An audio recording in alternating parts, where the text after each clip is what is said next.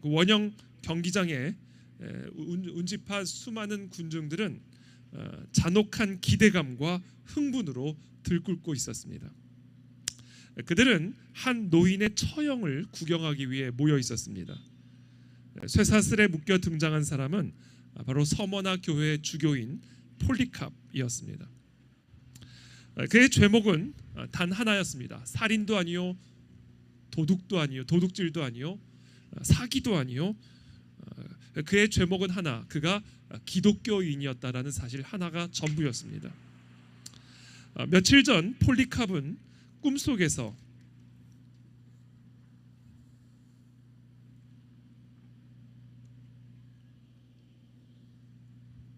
감사합니다. 그렇게 원형 경기장에 처형을 당하기 위해 끌려가기 며칠 전 폴리캅은 꿈속에서 자신의 베개가 불타는 그런 꿈을 꾸게 됩니다. 그리고 그 꿈이 곧 다가올 자신의 순교를 예고하고 있는 것임을 직감했습니다. 그리고 지금 그는 이 로마 총독 앞에 서 있습니다. 총독이 묻습니다. 그대가 스미르나 서머나의 주교인가? 그렇소. 이 짧은 대화는 사실상 사형 선고나 다름없었습니다. 왜냐하면 주교라는 사실 자체가 사형의 이유가 되기 때문에 그렇습니다. 당시 기독교는 불법이었고 이 사회를 분열시키는 반역적 사상으로 간주되었기 때문에 그가 서머나 교회의 주교라는 사실 자체로 이미 그의 사형은 확정된 것이나 다름이 없었습니다. 총독은 폴리캅을 설득했습니다. 당신은 나이가 많은 노인이니 그냥 로마 황제에게 맹세만 하시오. 그러면 내가 목숨은 살려주겠소. 그러나 폴리캅은 아주 단호하게 대답했습니다. 나는 86년 동안 주님을 섬겼소. 그분은 나에게 단 한 번도 잘못하신 적이 없소. 내가 어찌 나의 왕, 나의 구주를 모독하고 나의 생명을 구하려 하겠소. 총독은 맹수를 풀겠다고 위협했고, 그러나 폴리캅은 미동도 하지 않았습니다. 화가 난 총독은 불로 태워 그를 죽이겠다라고 협박했습니다. 그러자 폴리캅은 담대하게 외쳤습니다. 당신은 지금 잠깐 타오르다 꺼지는 불로 나를 위협하고 있어. 그러나 당신은 영원한 심판의 불에 대해서는 아무것도 모르고 있어. 왜 지체하시오? 하고 싶은 대로 하시오. 이에 군인들은 장작 더미를 쌓아 불을 붙였습니다. 그러나 놀랍게도 그의 몸은 불길에 사로잡히지 않았습니다. 마치 다니엘 때와 같이. 마침내 한 병사가 칼을 꺼내 그의 가슴을 찔렀고 쏟아져 나온 피가 불길을 꺼뜨릴 만큼 흘러내리기 시작했습니다. 이렇게 폴리캅은 다니엘서에 나오는 다니엘의 세 친구와 같이 비록 불에 타서 죽임을 당하지는 않았지만 그곳에서 장렬하게 순교의 길을 걸어가게 됩니다. 그리고 자신의 생애를 마감하게 됩니다. 이 이야기를 들으면서 우리는 다음과 같은 질문을 던지게 됩니다. 어떻게 이 당시 로마 시민들은 이렇게 아무런 죄가 없는 노인을 화형에 처하면서도 오히려 환호하며 흥분할 수가 있었을까?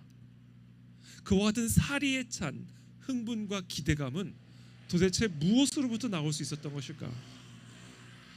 반면에 오늘날 우리는 지금 이와 같은 장면에 대해서 어떻게 충격과 도덕적 거부감을 느끼는 그런 존재가 될 수 있었을까? 과연 그때와 지금의 차이를 만들어낸 그 기준, 그 뿌리가 과연 무엇일까? 저는 오늘 그 뿌리를 여러분들과 함께 나누고자 하는 것입니다. 지금으로부터 약 600년 전 우리의 시계를 1411년으로 한번 되돌려 보기를 바랍니다. 그 시기 문명의 중심은 동양이었습니다. 명나라는 자금성을 건설하고 텐진에서 항저우까지 이어지는 세계 최장의 대운하를 수리하면서 이 물류와 정치의 중심 축을 다지고 있었습니다. 반면에 서양은 흑사병의 여파로 신음하고 있었습니다. 1347년부터 1351년까지 유럽 인구의 절반 가까이가 이 흑사병으로 목숨을 잃었고 그 충격은 그 이후에도 수십 년 동안 이어지게 됩니다. 1500년경 세계 최대 도시는 인구 60만의 베이징이었습니다. 그리고 세계 10대 대도시 중에 유럽에 속한 도시는 단 하나, 프랑스의 파리뿐이었습니다. 그것이 1500년의 현실이었습니다. 그러나 불과 400년 뒤인 1900년 세상의 문명은 완전하게 뒤집히게 됩니다. 세계 10대 도시 가운데 아시아의 도시, 유일하게 선정된 유일한 10대 도시는 일본의 도쿄였습니다. 그리고 런던은 인구 650만 인구의 거대한 국제도시가 되었습니다. 미국과 유럽은 이 산업과 과학, 교육, 법치, 자유의 질서 위에서 이 중국 문명, 특별히 동양 문명을 압도하는 그런 발전을 이루게 됩니다. 자, 그렇다면 오늘 저와 여러분들이 던져야 할 질문, 또 우리가 함께 생각해 봐야 할 질문은 도대체 이 정말 압도적으로 세계 문명을 지배하고 있던 중국 문명 또는 동양 문명이 어떻게 400년 만에 이 서구 문명의 이 미개한 야만적인 흑사병으로 완전히 폐허가 된 유럽의 문명에 의해서 완전히 역전당할 수가 있었을까? 서구 문명이 이 중국 문명을 불과 400년 만에 완전하게 압도하고 정말 놀라운 발전을 일으킬 수 있었던 그 핵심적인 비결이 무엇이었을까? 여러분, 이 질문에 대한 답을 가장 궁금해했을 사람이 누구였을까요? 당연히 중국 사람들입니다. 그래서 이 중국 정부가 이 중국 사회 아카데미에게 질문을 하고 그 이유를 찾아와라. 도대체 중국 문명이 이 서양 문명에 이렇게 압도당하고 역전당한 그 이유가 무엇인지를 중국 사회과학원에 연구를 지시한 거예요. 영국의 저널리스트 데이비드 에이크먼이 이 중국 사회과학원의 한 고위 학자와의 대화를 이 책에서 다음과 같이 전해줍니다. 우리는 무엇이 서양의 세계 패권을 설명하는지 연구해달라는 요청을 받았다. 처음에는 서양이 우리보다 더 강력한 무기를 가지고 있기 때문이라고 생각했다. 그런 다음에는 서양의 정치 체제가 뛰어나기 때문이라고 생각했다. 그리고 그 다음에는 서양의 경제 시스템에 초점을 맞추었다.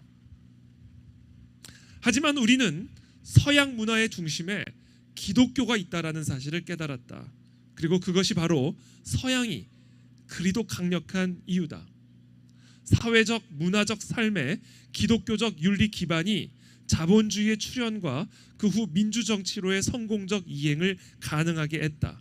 이것은 의심할 여지가 없다. 이것은 중국 사회과학원의 연구 결과 결론입니다.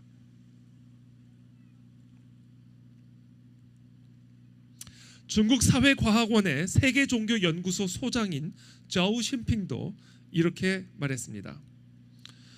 초월성에 대한 기독교적 이해가 근대 서양의 사회와 정치 발전에 결정적인 역할을 했다. 이 초월성을 받아들여야만 자유, 인권, 관용, 평등, 정의, 민주주의, 법치와 같은 개념의 진정한 의미를 이해할 수 있다라고 이 중국 사회과학연구원의 세계종교연구소 소장 자오 신핑이 답변했습니다. 이 초월성에 대한 기독교적 이해라는 것은 무엇이냐면 바로 초월적인, 초자연적인 영적인 세계에 대한 이해. 태초에 하나님이 천지를 창조하시니라. 바로 이 태초에 이게 초월적인 세계입니다. 바로 그 초월적인 세계를 지배하시는 초자연적인 하나님 창조주가 천지를 창조하셨다라는 이 사실을 이해할 때, 그때 평등이라고 하는 것은 절대성을 지니게 되는 것이고, 인간의 존엄성이라고 하는 것은 절대성을 지니게 되는 것이고, 인간에게 주어진 자유라는 것은 절대성을 지니게 되는 거예요. 왜? 창조주가 주신 것이기 때문에. 초월적인 초자연적인 창조주가 피조 세계에 부여하신 질서이기 때문에 그 자유, 평등, 인권, 존엄성 이와 같은 것들의 절대성이 부여가 되는 것이고, 그래서 사람이 함부로 그것을 빼앗거나 훼손할 수 없게 된다라는 거예요. 바로 이와 같은 초월성에 대한 기독교적 성경적 세계관의 이해를 토대로 인간의 자유, 인간의 존엄성, 인간의 평등, 그것에 기초한 민주주의, 법치주의, 자본주의와 같은 질서, 문명의 질서가 세워질 수가 있었다라는 거예요.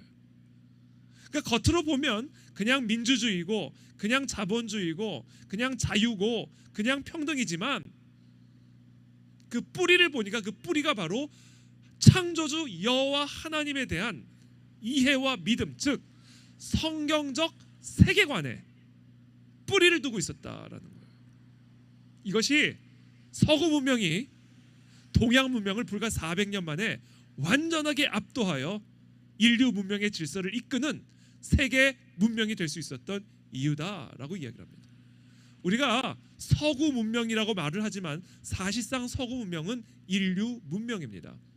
그것이 서구에서 시작이 되었고 서구의 뿌리를 두고 발전한 문명이기 때문에 우리가 그것을 그 문명의 기원을 강조하기 위해서 서구 문명이라고 말하지만 그 서구 문명, 웨스턴 시빌리제이션은 사실상 인류 문명입니다. 여러분, 오늘날 가마 타고 다니는 사람이 어디 있어요? 대한민국에. 서당 다니는 사람이 어디 있습니까? 우리가 지금 누리고 있는 이 모든 문명이 다 서구에서부터 비롯된 문명입니다. 정치 체제, 경제 체제, 교육 체제, 모든 것들이. 그렇죠? 그래서 우리가 흔히 이야기하는 서구 문명, 웨스턴 시빌리제이션이라고 하는 것은 사실상 인류 문명을 의미하는 것이죠. 그리고 인류 문명의 뿌리가 어디에 있다? 성경에 있다. 성경적 세계관의 토대를 두고 그와 같은 놀라운 문명의 열매를 맺을 수가 있게 되었다라는 겁니다. 그것을 이 중국 사회과학 아카데미가 연구를 한 결과로 내려놓은 결론이에요. 당연히 이 사람들은 크리스찬들이 아닙니다.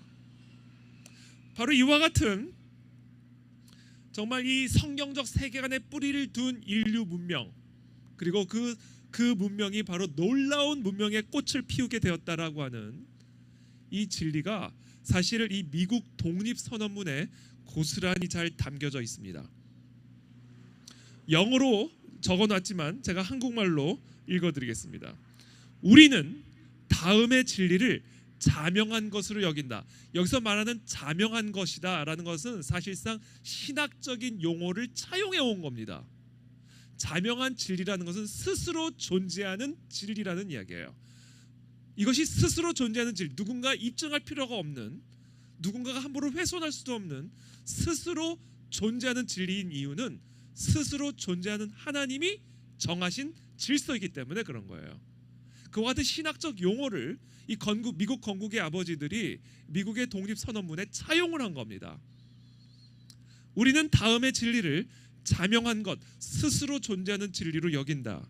곧 모든 인간은 평등하게 창조되었으며, 창조되었다라는 표현을 쓰죠. 창조주로부터 부여받은 양도할 수 없는 권리를 지니고 있다. 양도할 수 없는 권리, 빼앗길 수 없는 권리라는 이야기예요. 내가 누군가에게 함부로 줄 수도 없고 누군가가 함부로 가져갈 수도 없는 인간 모두에게, 모든 인간에게 인종을 초월하여, 성별을 초월하여, 사회적 계급을 초월하여 모든 인간에게 부여된, 누가? 스스로 존재하신 하나님이 부여하신 스스로 존재하는 그 권리, 권한, 진리, 그것은 무엇이냐? 생명권, 자유권, 그리고 행복을 추구할 권리. 우리가 흔히 하기에는 행복 추구권이라는 겁니다. 생명권, 자유권, 함부로 죽일 수 없고, 자유권, 함부로 그 사람의 자유를 뺏을 수 없고, 세 번째, 마지막으로 함부로 그 사람이 행복을 추구할 권리를 빼앗을 수 없다라는 이 인권의 가장 기초가 되는 산바리와 같은 이 권리 개념이 바로 이 미국 독립선언문을 통해서 천명이 되었고, 미국 건국의 아버지는 바로 이 세 가지 권리가 스스로 존재하는 권리라고 선언하고 있을 뿐만 아니라 그것이 스스로 존재하는 권리인 이유는 창조주가 모든 인간에게 부여한 권리이기 때문이라고 이 미국 독립선언문이 천명하고 있는 겁니다. 그러니까 이 미국 독립선언문은 정치적인 신학적 선언이에요. 신학적인 정치 선언문입니다. 이거 바꿔 말하면 미국의 건국 이념 자체가 성경적 세계관에 뿌리를 두고 세워졌다라는 것을 의미하는 겁니다. 그리고 이것이 바로 인류 문명의 토대입니다. 미국이란 나라 하나가 증명하듯이 성경적 세계관에 뿌리를 둔 나라가 어떠한 문명의 발전을 이룰 수 있는지를 우리가 지난 200~300년의 역사를 통해서 확인할 수가 있게 되듯이 중국이란 문명이 수천 년 인류 세계 질서를 주도했음에도 불구하고 불과 400년 만에 서구 문명에게 그 주도권을 완벽하게 빼앗길 수밖에 없었던 이유는 그 뿌리가 바로 기독교에 있다라는 것을 중국 사회과학자들도 동의하는 것일 뿐만 아니라 사실상 그것이 역사가 입증하고 있는 진리다라는 겁니다. 대한민국의 역사만 봐도 그렇습니다. 대한민국의 역사만 봐도 정말 반만년 우상을 숭배하던 가장 가난하고 항상 핍박받고 정말 오죽하면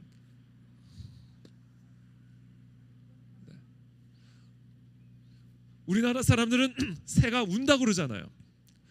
그러나 서구 사람은 새가 노래한다고 이야기합니다. 이게 세계관이에요. 항상 우리는 슬프면 안녕하세요 이야기하죠. 하룻밤 괜찮았습니까? 안녕하셨습니까? 생명이 보존되셨습니까? 서구 사람은 good morning, 좋은 아침. 비가 와도 good morning, 눈이 와도 good morning. 지난 반만년 동안 우리는 정말 말할 수 없는 고통과 가난 속에 살았습니다.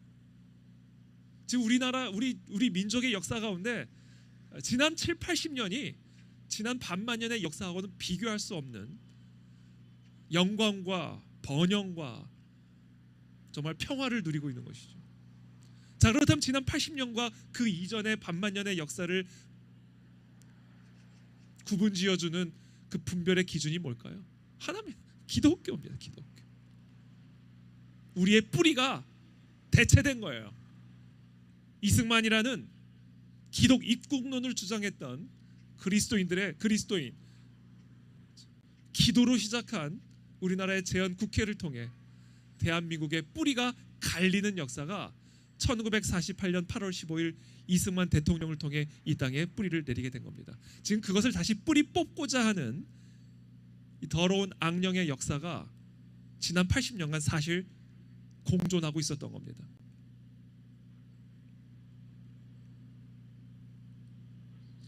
지금 그와 같은 영적 전쟁, 체제 전쟁이 대한민국 안에서만 벌어지고 있는 것이 아니라 미국 안에서도 인류 문명의 역사 속에서도 그와 같은 어둠의 영, 거짓의 영과 진리의 영, 창조주 하나님을 경외하는 하나님의 사람들 간의 갈등과 전쟁이 지금 인류 문명의 역사를 태초 이래로 지금까지 관통하고 있는 현실임을 우리는 반드시 이해해야만 하는 겁니다. 하나님과 그분의 말씀은 인류 문명을 떠받치는 근본 토대입니다. 만일 이 토대가 무너지면 문명 자체도 무너질 수밖에 없습니다. 그러므로 우리가 누리는 이 문명의 축복을 다음 세대에게 물려주기 위해서는 하나님과 그분의 말씀에 대한 우리의 신앙을 우리가 지켜내야만 합니다. 그러나 오늘 우리의 사회는 또다시 이 폴리캅의 시대처럼 야만의 문턱으로 되돌아가려고 하고 있습니다. 지난 우리가 누렸던 80년 그 이전의 세계로 다시 대한민국이 되돌아가려고 하고 있습니다. 창조주 하나님은 무시당하고 있고 하나님의 말씀은 조롱받고 있으며 그 결과 인간의 자유와 생명은 지금 근본적인 위기에 처해 있는 것입니다. 바로 이때 교회와 성도는 폴리캅의 후예가 되어야 할 줄로 믿습니다. 폴리캅은 박해의 불길 속에서도 끝까지 하나님과 하나님의 말씀에 대한 자신의 신앙을 지켜냈습니다. 그리고 그렇게 함으로써 그는 인류 문명의 토대를 지켜냈습니다. 만일 폴리캅 같은 순교자들의 믿음과 헌신이 없었다면 인류는 폴리캅 시대와 같은 야만의 어둠 속에서 여전히 살아갈 수밖에 없었을 것입니다. 교회와 성도는 세상의 조롱과 압박, 불의와 위협 앞에서도 하나님과 하나님의 말씀에 대한 신앙을 굳게 지켜내야만 합니다. 그것은 개인의 구원을 지키는 길일 뿐 아니라 인류 문명의 토대를 지켜낼 수 있는 유일한 길입니다. 그러므로 오늘 우리가 걸어가야 할 길은 분명합니다. 폴리캅이 걸어갔던 그 믿음의 길, 바로 그 길을 우리도 따라가는 것입니다. 그 길을 걸어갈 때 하나님께서 인류에게 주신 자유와 평등, 생명과 기쁨과 번영이 충만한 세상을 우리의 다음 세대들에게, 우리의 자녀 세대들에게 물려줄 수 있을 것입니다.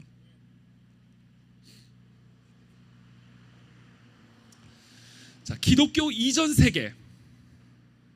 기독교 이전 세계라는 것은 예수 그리스도께서 탄생하기 이전 시대를 뜻하는 것이 아닙니다. 제가 오늘 말씀드리는 이 기독교 이전 시대, The Pre-Christian World라고 하는 것은 기독교가 불법 종교로 취급이 되고 박해를 받던 시기, 곧 기독교적 세계관이 사회의 토대와 질서를 바꾸기 이전의 야만적 문명의 상태를 가리킵니다. 우리 대한민국으로 따지면 우리 대한민국의 선교사를 통해 복음이 들어오기 이전 유교 봉건 체제가 지배하던 그 시대가 바로 기독교 이전 세계라고 말할 수가 있는 거예요. 그렇죠? 자, 기독교 이전 시대는 어떤 시대였을까? 지금 말씀드린 것처럼 이 땅에 복음이 들어오고 복음이 들어온 다음에 그 복음이 이 땅의 모든 사회와 토대의 질서를 바꾸기 이전에 이 야만적 상태를 말하죠. 그러니까 폴리캅이 살아가던 그런 시대, 그런 시대가 바로 기독교 이전 시대입니다. 자, 기독교는 로마 제국의 동쪽 변방에서 태어나서 불과 몇 세기 만에 지중해 세계 전역으로 확산이 됐습니다. 당시 로마 제국은 스페인에서 이스라엘에 이르기까지 광대한 영토를 아우르는 초강대국이었고 그 안에는 수많은 종교와 철학적 신념이 공존하고 있었습니다. 그런데 기독교는 다른 여타 종교들과는 뚜렷하게 구별되는 두 가지 특징을 지니고 있었습니다. 첫 번째는 파격적인 개방성입니다. 남녀노소, 인종과 신분, 계급의 차이를 불문하고 누구든지 예수 그리스도를 주로 고백하는 바로 그 순간 곧바로 그 기독교 공동체의 일원이 될 수가 있었습니다. 이것은 철저하게 계급과 성별로 구분이 되는 로마 사회에서는 상상조차 할 수 없었던 혁명이었습니다. 이 파격적인 개방성, 우리나라도 마찬가지죠. 양반 쌍놈 할 것 없이 다 같이 한 자리에서 예배드리고 다 같이 떡을 떼는 파격적인 개방성, 이것이 바로 기독교가 당시 이 로마 제국의 수많은 종교와 가장 구별이 되는 본질적인 특징이었습니다. 두 번째 특징이 있었는데 그것은 그냥 종교만 받아들인다고 되는 게 아니었어요. 예수 그리스도를 정말 주인으로 받아들이는 그 순간부터 삶 전체에 혁명적인 변화를 요구하는 윤리적인 엄격함이었습니다. 예수 그리스도를 주로 영접했다는 것은 이제 그리스도의 가르침이, 그리스도의 말씀이 삶의 나의 유일한 토대요 윤리적 기준이 되는 것을 의미하는 것이었어요.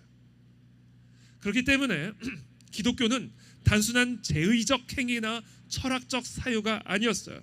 그것은 인간의 가치관과 인간의 세계관과 인간의 생활 방식 자체를 아주 근본적으로 뒤바꾸는 회심을 요구했습니다. 따라서 이 기독교로의 회심은 단순한 종교적 선택을 넘어서 당시 로마 문명과 로마 세계관과 로마의 질서와 맞서게 되는 저항적 결단을 필요로 했던 것입니다.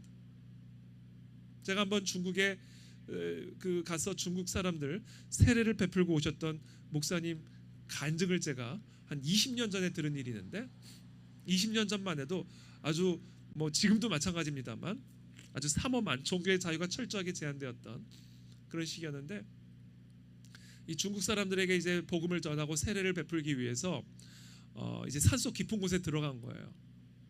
산속 깊은 곳에 뭐 이런 어떤 강가 같은 데서 이제 세례를 베푸는데 당신은 예수 그리스도를 당신의 주로 영접합니까? 그랬더니 한 중국 자매가 네, 물론 중국어로 다 됐겠죠. 네, 나는 예수 그리스도를 나의 구주로 영접합니다. 아주 거침이 없이 단호하게 예수를 그리스도로 고백했습니다. 그 다음에 이 목사님이 조심스럽게 다음과 같은 질문을 던졌다고 합니다. 자, 그렇다면 당신이 고백하는 주 예수 그리스도의 가르침 때문에 감옥에 들어갈 수 있습니까? 당신이 지금 주로 고백한 그 예수 그리스도 때문에 매를 맞아도 피가 터져도 당신은 그 고백을 유지할 것입니까? 당신이 믿는 그 예수 그리스도, 당신이 주로 고백하는 그 예수 그리스도 때문에 당신이 직장을 잃어도 당신은 예수를 당신의 주로 고백하겠습니까? 그 질문을 던지자 이 자매가 침묵을 하기 시작했습니다. 한참 동안 침묵이 이어집니다. 그리고는 이 자매부터 해서 함께 그 자리에 참여한 모든 세례를 받기 위해 기다리는 모든 중국 사람들이 다 통곡을 하기 시작한 거예요.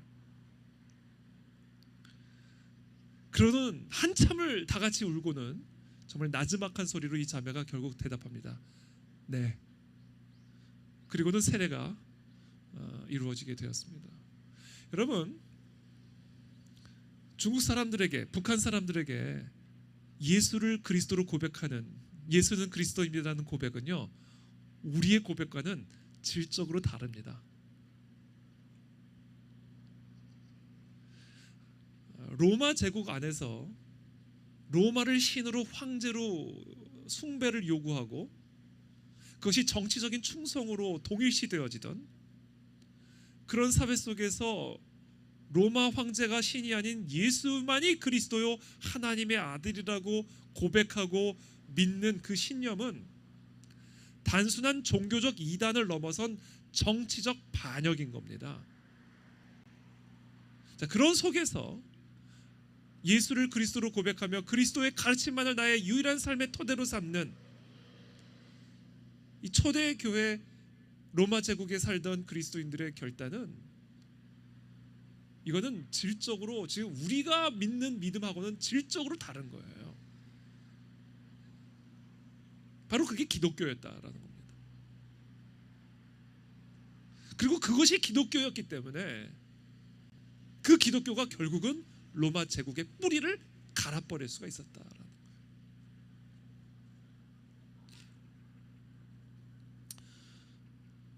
여러분, 그게 기독교입니다. 반면에 로마의 전통 종교는 지금 제가 조금 전에 말씀드린 것처럼 개인이 뭘 믿든 별 관심이 없었어요. 여러분, 로마 가시면 판테온이라고 있죠. 만신전, 별하별 신들을 다 갖다 놓고 로마 제국의 통합을 꿈꾼 겁니다. 왜냐하면 다양한 종교와 문화를 가진 나라들을 다 정복했으니까 그 거대한 덩치의 하나됨을 유지하려면 그들의 신을 다 존중해줘야 되는 거예요. 그래서 만신전 만들어 놓고, 만신전을 만들어 놓고 누구나 아무나 뭐든 네가 원하는 거 다 섬겨라, 그거예요. 단 하나만 하면 된다. 로마 황제를 당신의 최고의 신으로만 섬기면 된다. 그 조건 하나만 만족시키면 뭘 믿어도 아무 상관이 없는 겁니다. 그러니까 어떻게 보면 되게 관대한 거예요. 그러나 바로 그 관대함의 조건이 되는 바로 그 하나의 조건을 부정하는 순간 말할 수 없이 참혹해지는 겁니다. 그게 로마 제국이었습니다.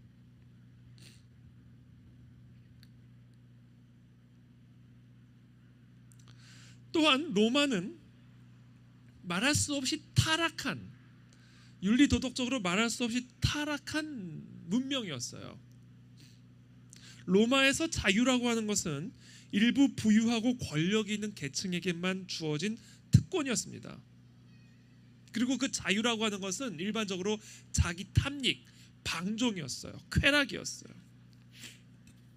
그러나 기독교인들은 황제 숭배를 거부했을 뿐만 아니라 이와 같은 로마의 문화, 이 로마의 여러 삶의 패턴까지 철저하게 죄악시하고 정면으로 거부했습니다. 정치적인 반역자였고 로마 황제 숭배를 거부함으로써 이 로마의 이런 문화 질서들을 거부함으로써 이 문화적 반역자인 거예요. 정치 문화적 반역자가 된 겁니다. 이게 로마 제국 하에서 그리스도인이 되었다라는 것의 의미였습니다. 그러므로 당연히 당시 로마 제국의 관점으로 보기에 기독교인들은 배타적이고 반사회적이고 반역적인 집단으로 비추어질 수밖에 없는 거예요. 그리고 그것이 바로 이 로마 제국이 초대교회를 그리스도인들을 탄압하게 된 배경이고 이유가 되는 겁니다. 여러분, 제가 다시 한번 말하지만 당시 초대교회가요, 로마 황제만 숭배했더라면 그들이 예수를 그리스도로 고백하든 뭐로 고백하든 아무 상관이 없었을 거예요. 얼마든지 그런 식으로 교회를 세울 수 있었을 것이고 곳곳에서 예배를 드릴 수 있었을 겁니다. 합법적으로. 그처럼 로마 제국은 관용의 나라였어요. 관용의 질서였습니다. 그러나 그것 하나를 거부함으로써 참혹한 피의 제사를 하나님께 올려드리는 순교의 역사를 써내려가게 되는 겁니다. 폴리캅이 대표적으로 보여주고 있듯이 바로 이것이 로마 제국이 교회를 박해하기 시작한 이유입니다. 3세기 중엽 로마 제국은 안팎으로 깊은 위기에 빠져 있었습니다. 국제적으로 국내적으로 심각한 위기에 빠져 있었습니다. 그때 데키우스 황제가 제국의 쇠퇴 원인을 어디서 찾았냐면 종교적으로 찾았어요. 전통 로마의 신들을 우리들이 소홀히 섬긴 탓이다라고 이 데키우스 황제가 결정을 합니다. 그래서 모든 시민들에게 로마 시민들에게 제사를 드린 사실을 증명하는 제사 증명서를 제출하도록 명령을 했습니다. 이것은 곧 기독교인들에게 너희들의 믿음을 버리라라는 강요나 다름이 없었습니다. 그러나 수많은 성도들이 지금 이 그림에서 보여지는 것처럼 고문과 죽음 앞에서도 물러서지 않고 예수 그리스도만이 주님이시다라는 신앙 고백을 지켰습니다. 그리고 약 50년 뒤에 디오클레티아누스 황제는 AD 303년부터 313년까지 무자비한 대박해를 단행합니다. 교회당이 파괴되고 성경 사본은 불태워지고 수많은 성도와 지도자들이 화형에 처해지고 십자가형에 처해지고 야수에게 던져지는 참혹한 순교를 겪었습니다. 그러나 놀라운 사실은 그와 같은 박해가 교회를 무너뜨리지 못했다라는 사실입니다. 터툴리안의 말처럼 오히려 순교자의 피는 교회의 씨앗이 되어서 때리면 때릴수록 더 강력하게 그 부흥의 불길이 전염되어서 퍼져나가기 시작했습니다. 순교자들의 그 흔들림 없는 믿음과 사랑은 오히려 많은 사람들을 감화시켜 복음으로 돌아오겠습니다. 그리스도인들을 칼로 치면서도 자신의 신앙을 포기하지 않는 그리스도인들을 보면서 칼로 쳤던 그 사람이 그리스도를 영접하게 되는 일들이 일어나는 거예요. 도대체 그리스도가 누구길래 이 칼 앞에서도 눈 하나 깜짝하지 않은 이 그리스도인들의 눈빛을 보면서 칼로 치던 그 자들이 변화되기 시작하는 거예요. 그래서 이 복음이요, 로마의 권력계층에도 들어가기 시작하는 거예요. 이들을 핍박했던, 이들을 죽였던 그 로마의 권력자들이 그들의 위협과 칼 앞에서도 흔들림이 없이 그리스도를 주로 고백하는 이들의 신앙을 바라보면서 변화되기 시작한 거예요. 그리고는 마침내 이 역사의 물줄기가 놀랍게 바뀌는 순간이 다가오게 됩니다. 수세기 동안 지하 무덤과 원형 경기장에서 흘린 순교의 피가 이 제국의 심장부를 적셔 들어가면서 기독교가 드디어 로마 제국의 권력 중심부에서 새로운 시대의 막을 여는 문 앞에 서게 되는 것입니다. 그래서 2세기 초 안디옥의 교부였던 이그나티우스가 이렇게 말했습니다. 기독교는 세상으로부터 미움을 받을 때 가장 위대하다. 여러분, 지금 한국교회가 세상에 미움을 받고 있죠? 그때 한국교회는 가장 위대하게 될 줄을 믿습니다. 여러분. 미움을 받는 것을 두려워하지 마시기를 축복합니다. 물론 잘못된 이유 때문에 미움을 받으면 안 되죠.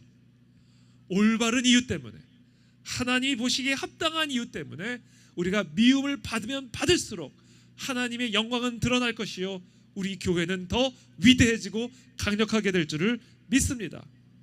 그러면 지금과 같은 시기는 사실 한국교회가 가장 강력해질 수 있는 기회예요. 가장 위대해질 수 있는 기회라고 저는 믿습니다. 그래서 이것은 역으로 하나님이 한국교회에게 주신 기회예요. 대한민국에게 주신 기회라고 저는 믿습니다.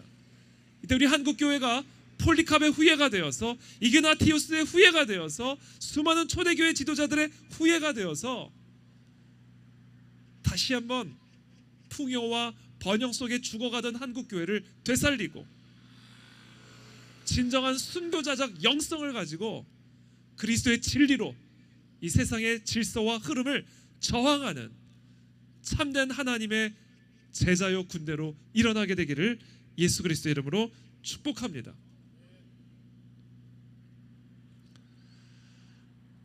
제 강의가 조금 더 남아있는데, 제 강의 또 남아있는 거는 제가 이번 달 말에 또 이어서 하도록 하겠습니다. 지금 보니까 한 시간이 15분 남았는데 15분은 제가 기도하고 마치고 싶어요.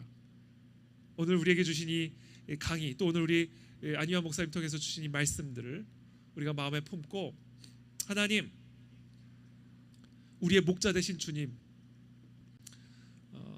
도둑은 우리의 생명을 빼앗기 위해 이 땅에 오지만 사탄 마귀는 우리의 자유와 번영과 행복을 도둑질하기 위해 끊임없이 공격하고 미혹하고 유혹하고 있지만, 그러나 우리가 흔들림 없이 우리의 목자 되신 그 주님만을 바라보며 따라가는 그리스도의 양떼들이 되기를 기도합니다. 이그나티우스의 말처럼 지금 우리 교회가, 한국 교회가 하나님의 이름으로 미움을 받고 있습니다. 하나님의 진리 때문에 세상에서 공격을 당하고 있습니다. 감옥에 들어가기도 하고 벌금을 물기도 하고 세상의 조롱과 미움을 받고도 있습니다. 하나님, 이러한 때에 우리가 더욱 담대하게 하나님의 진리를 사랑하게 도와주옵시고, 그래서 더욱 담대하게 세상의 미움을 받는 한국교회가 되게 하여 주시옵소서. 로마교회, 로마 제국의 초대교회, 우리 수많은 순교자들의 선조들의 믿음을 따라, 대한민국 초대교회의 수많은 믿음의 선조들의 믿음을 따라 순교자적인 영성으로 일어나게 하여 주옵시고, 하나님의 진리를 가지고 세상과 저항하고 부딪히는 참된 하나님의 군대로 일어나게 하여 주시옵소서. 어둠의 영들은 끊어지고 떠나가게 될지어다. 한국교회는 다시 회복이 되고 살아나게 될지어다. 주여 한번 부르짖고 함께 기도하며 나가겠습니다. 주여.